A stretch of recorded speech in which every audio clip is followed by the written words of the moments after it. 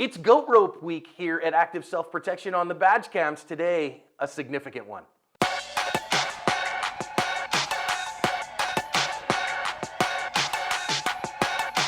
Hi everyone, welcome to today's badge cam lesson here at Active Self-Protection. I am your host as always, John Correa, and again, look who's back. I am your co-host Mike Williver, now staring into your soul from an even closer angle than before. You're welcome. You people wanted to see me on video, here we are. Today's video comes to us from Fredericksburg, Virginia. Darkstar Gear is one of the few companies that I trust to make holsters that I wear. They make high-quality appendix carry holsters for a variety of firearms manufacturers. Check them out at the link in the description.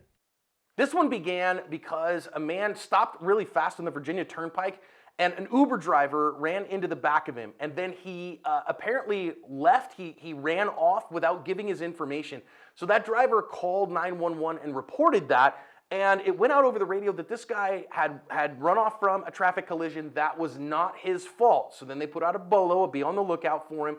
And officers from the U.S. Park Patrol the Park Service have joined the pursuit at this point. So they see the guy, they're going to join in on it, and you're going to see them here kind of pull out in front of him to try to get him to stop. And they are going to be successful in that. You see the officer come out, point a gun at him, and the guy's like, oh man, he is scared, and he runs off. Officer tries there to whack his, break his window with the butt of his gun, which caused him to drop his gun and have to pick it back up. Now, I've sped this up just for the sake of time. They're going to chase him for several more minutes down, the road here. He got up to speeds, I guess, about 57 miles an hour is as fast as he went. Of course, it looks a lot faster because I've sped it up for the sake of time. They're going to get out in front of him again and once again perform a felony stop and point guns at him. He is going to drive to the right around them a second time and lead them on a chase for a little bit more. I've sped this section up for the sake of time. The third time they stop him is going to be the definitive one. I want to listen in on the dash cam audio so you can hear the shots break.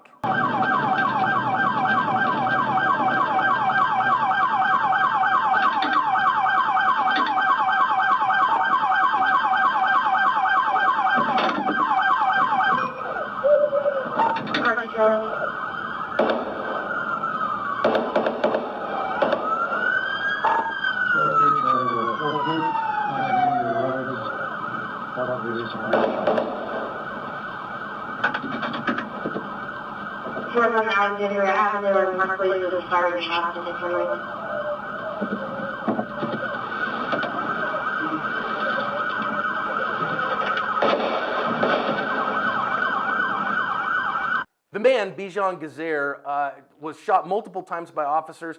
I know I heard 9 shots there. The FBI said they ended up shooting 10, and he died of his injuries. There's a whole story here that the officers involved were investigated by the FBI. The FBI said that there were going to be no charges filed. And then the city of Fredericksburg, Virginia did bring charges against these officers for unnecessary use of force.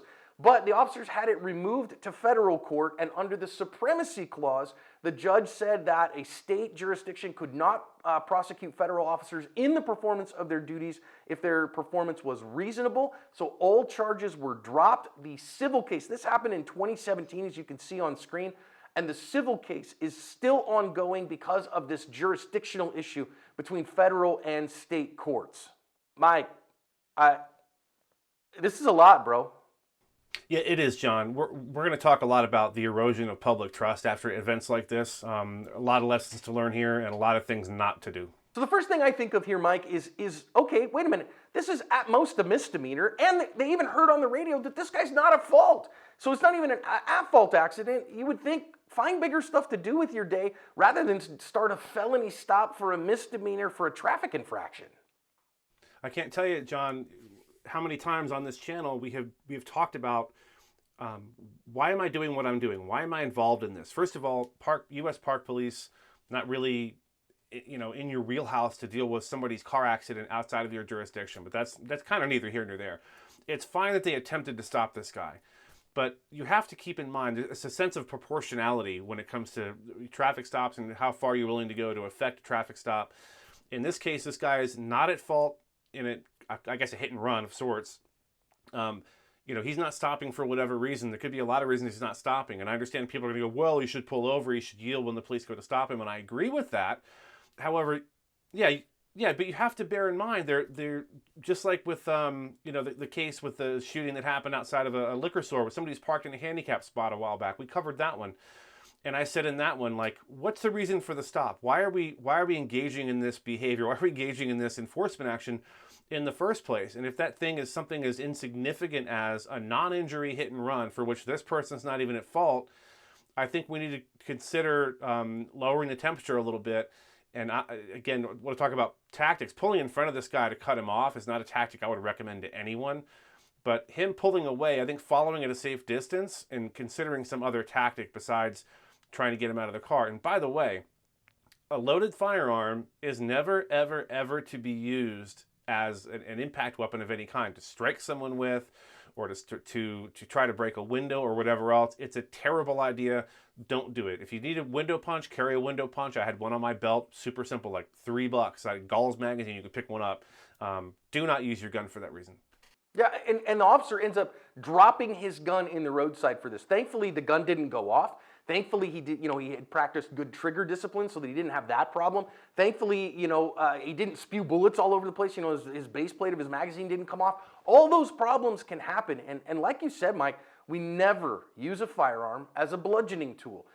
We see bad guys do that all the time. Hear me, officers and private citizens, we all must realize this. We do not use firearms as bludgeoning tools because this kind of stuff happens. And again, I don't even know why he got out and decided to do a felony stop and pointed a gun at the guy in the first place. Okay, the guy's running off, whatever, and then he stopped. Great, now let's jump out and see what the heck is going on with the guy. But pointing a gun at him, I think in this particular instance, increased the level of danger to everyone around here.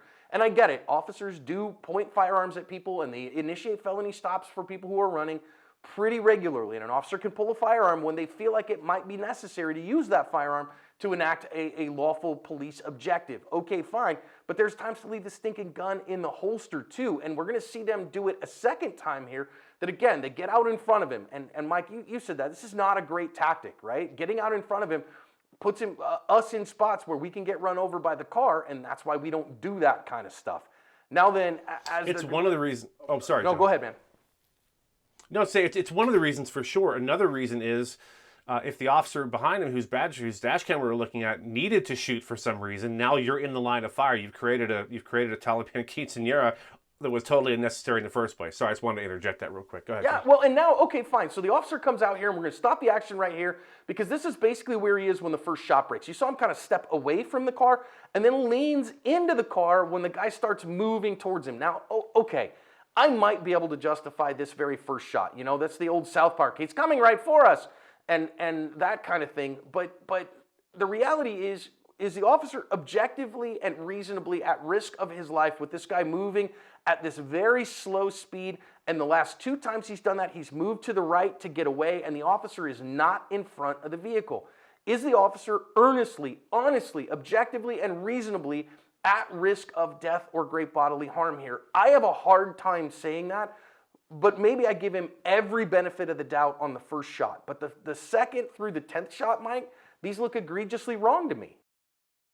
Yeah, I don't know. There was a court case a while back that talked about, I wish I had the citation, but I don't, that talked about, if you as an officer put yourself in front of a car with your gun out, that's kind of a no-no. We're not doing that. If you happen to be standing in a place for whatever reason and someone turns into you to strike you, can you shoot? Yes, but placing yourself in that position in the first place doesn't allow you to then shoot your way out of it because you feel threatened.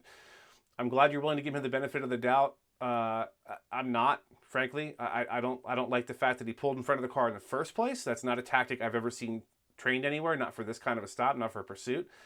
And then to get out and put yourself in that position and then fire as the guy's moving, like I think we said earlier, like he's moving, 2 3 feet miles an a hour. second. He's not moving in any, He's turned the wheel to get out of your way, to get you out of his way, to not strike you.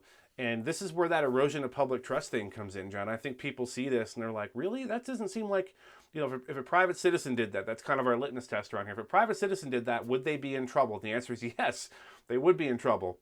because they put themselves in a position to be in front of that car in the first place. I don't like it. I don't like the shots being fired. I don't like anything about this whole part of the video. Well, and then the aftermath, of course, it causes a further erosion of public trust because, they had the case removed to federal court, and then the federal judge says, oh, the Supremacy Clause says that state court can't do anything anyways, and the FBI just says, nah, I'm not going to do anything.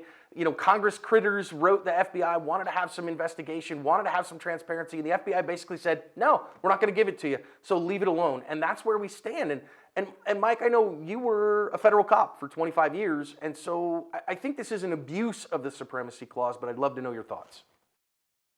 Yeah, John, I concur. I think the idea that the Supremacy Clause being invoked when these guys are involving themselves in a local matter, let's not forget, this wasn't a federal crime in the first place. They weren't where they were. I talk about, as a law enforcement officer, are you where you are legally? Are you in a position to do stuff because you were in a position to be where you are, physically present legally? They chose to involve themselves in a minor local traffic infraction. That's where this whole thing started.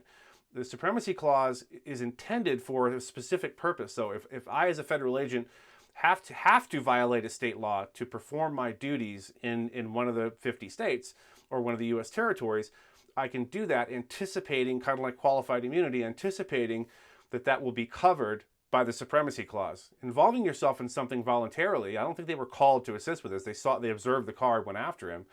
I don't think that qualifies at all. And talk about erosion of public trust. You've got these guys acting, I think, well outside the scope of their duties. We talk about reasonableness, John, always. Is the officer doing what they're doing? Is it reasonable? This, I think, was objectively unreasonable to begin with, and then for them to remove themselves from the state court to avoid prosecution, and then for the FBI to do whatever the FBI did. I have no idea how they saw this any differently, but apparently they did. I think this is the kind of thing that will have things like qualified immunity and the Supremacy Clause removed when they're there for a reason. When they're abused, the public doesn't like it. They see what's happening, they judge it with just everyday people looking at this for what it is, judge it for what it is, and they don't like what they see, and I don't blame them. I don't blame them either. I think this one was bad. I think it was a bad use of force. Officers, hear me. Don't pull in front of people to stop them. You put yourself in bad spots when you do that. Ask yourself, am I getting involved here at the right level? And I think there's times to go, nope, I'm just going to let that one be. I don't have to, go every single place to be a meat-eating crime fighter. Go find something, more significant to deal with than that. And I don't say that to denigrate the job that you do every day. I'm saying sometimes you just got to let stuff go. Whatever, man. It was a traffic infraction. Let the insurance companies deal with it. Nobody's injured. And finally, only use your firearm as a tool of last resort, because otherwise stuff like this happens and changes someone's life and a whole family's life forever. Let's do better than this as we work to cover our ASP.